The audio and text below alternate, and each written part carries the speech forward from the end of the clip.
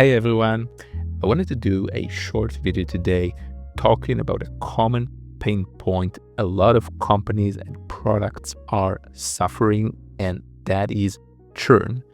Why the majority of users oftentimes drop off, and I'm going to give you a quick tip on how to get them back using what's known as the curiosity gap. Most products don't fail because they're bad, don't fail because they don't work or function properly. They fail because users don't come back. Now, there is a simple and effective trick used by companies like Netflix, Slack, LinkedIn, and others to keep users engaged and have them come back and use your product. So the curiosity gap is actually a space between what someone knows and what they would like to know.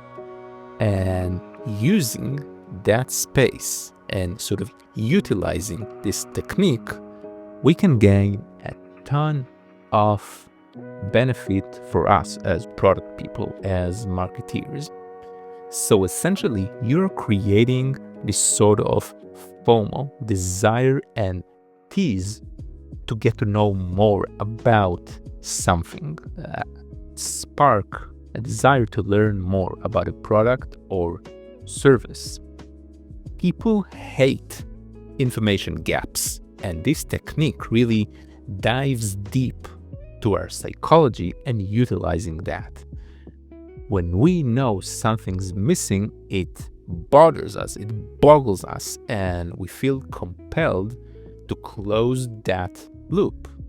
Now, how can we use it for growth, for product, and generally for adoption? Well, users explore deeper when they suspect there's more to unlock. The curiosity really fuels their desire and the habit of formation to create a retention loop and to get people right back to the product. If you'll just complete the action, if you'll just learn more, if you'll just get a tease of what's there, and then you'll complete the action. So how can you use the curiosity gap to drive adoption and stickiness in your products?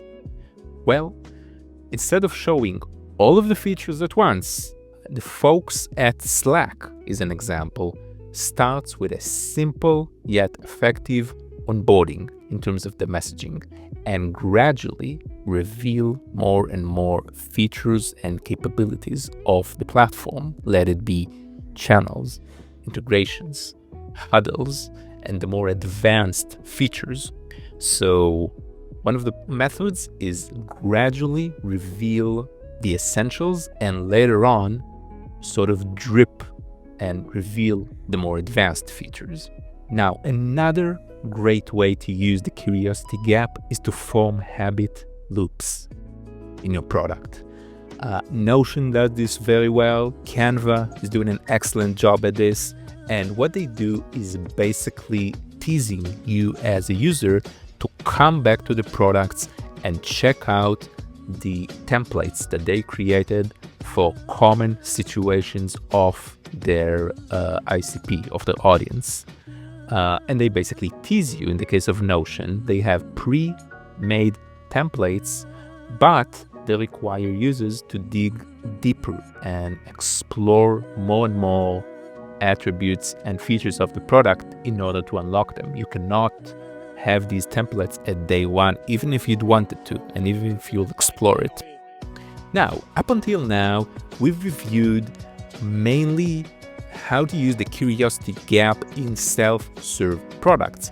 However, it can also be incredibly effective in sales-led motions. There are a few methods you can easily use the curiosity gap in your sales-led growth efforts.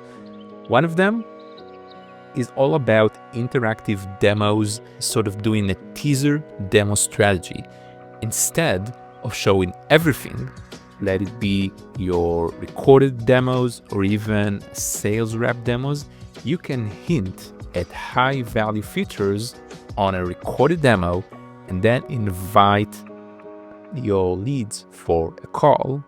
You can create interactive ROI calculators or any tools for that matter, provide just a snippet or a beginning of what will be something much more valuable, and then have them schedule a call to get the custom report, to get the full benefit of that. Now, lastly, how could you possibly use the curiosity gap for conversion rate optimization and for personalization efforts? Well, it's easy.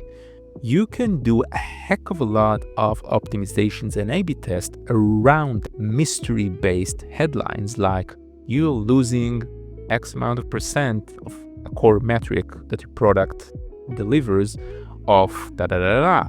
Here is why. You could use interactive elements like calculators, like gated content previews, like gated demos of your product divided by chapters. You can show blurred out results that required an action in order to reveal, like an email submission. You can use checkout flows. You can use form completion with progressive profiling that reveals only a portion of the needed forms as the user progresses and punch in more data. You can use CTAs, call to actions, like see what's inside, like get started, like test drive. I had a crazy conversion uplift when I used test drive.